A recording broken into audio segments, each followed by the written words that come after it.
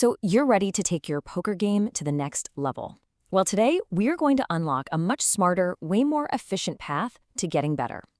We're going to forget about that endless grind, and instead, we'll talk about a super targeted approach that'll totally transform how you study, and more importantly, how you perform when you're actually at the table. You know that feeling, right?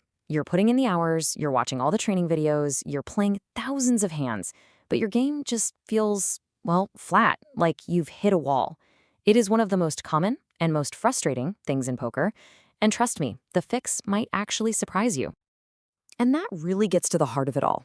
The answer isn't just finding more hours in the day to play. It's about upgrading the quality of the hours you already have. So we're going to break this down into two key areas. First, we'll look at how to revolutionize your prep off the table, and then we'll talk about how to make sure you can always access your A game on the table. Okay, so let's dive into part one, your study time. You know, the biggest myth in poker improvement has got to be that more hours studying automatically equals better results.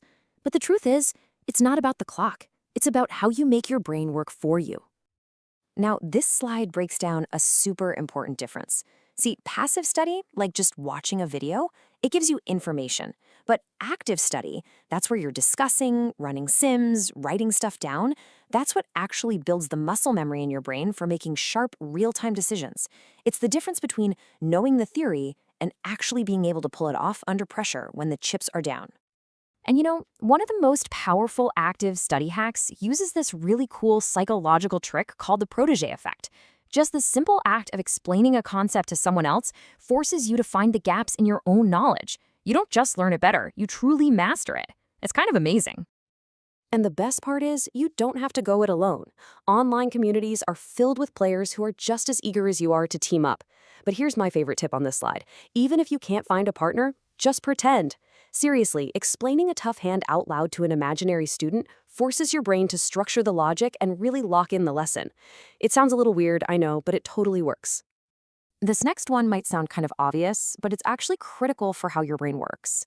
Forcing yourself to study a boring topic is like trying to swim against a current. You're just not going to retain it.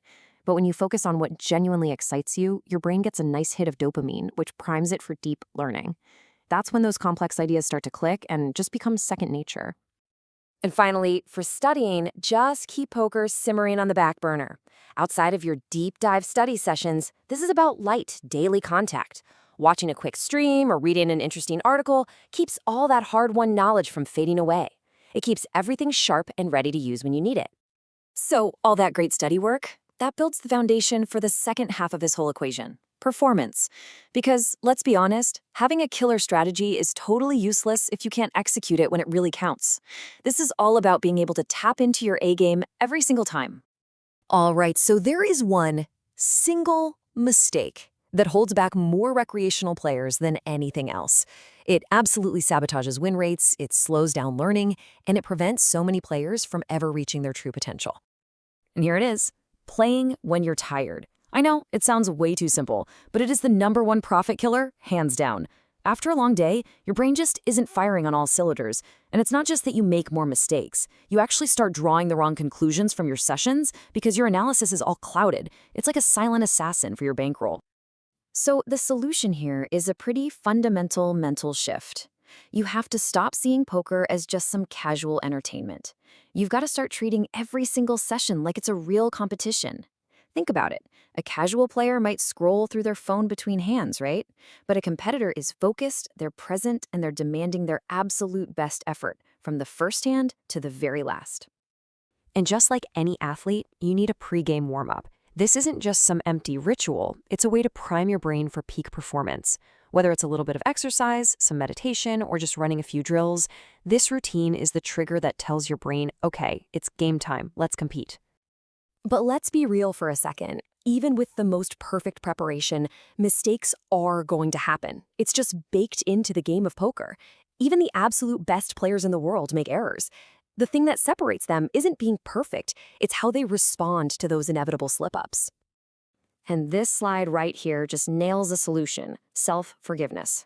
Now look, this isn't about being soft on yourself or giving yourself a pass. It's about being productive. You acknowledge the mistake, you learn from it, and then you let it go.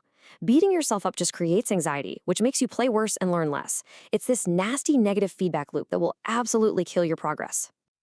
So let's put this all together into a brand new playbook. The core theme here is really simple, but it's so powerful. Focus on the quality of your effort, not just the quantity. So for your studying, the playbook is all about engagement. It's about making learning an active process, something you do with others, something you genuinely enjoy, and something you connect with every single day. And then at the table, your performance playbook is all about treating yourself like a pro athlete. That means you protect your energy, you warm up properly, and you develop that mental toughness to bounce back from any mistake you make. Ultimately, none of this is about a quick fix. It's really about building a sustainable and maybe even enjoyable path to getting better all the time. When you start to focus on enjoying that process of self-development, the results, they just naturally follow. So as we wrap this up, I want you to think about your own game for a second.